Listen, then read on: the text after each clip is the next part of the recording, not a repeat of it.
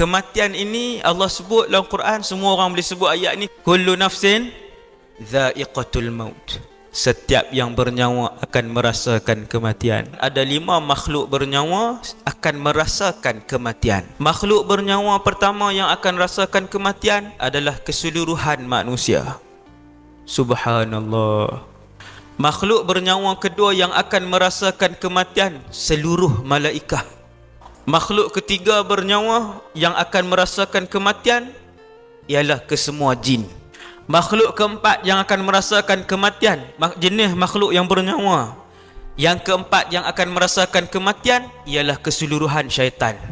Jin dan syaitan tak sama. Jin keluarga lain, syaitan keluarga lain. Syaitan semua kafir.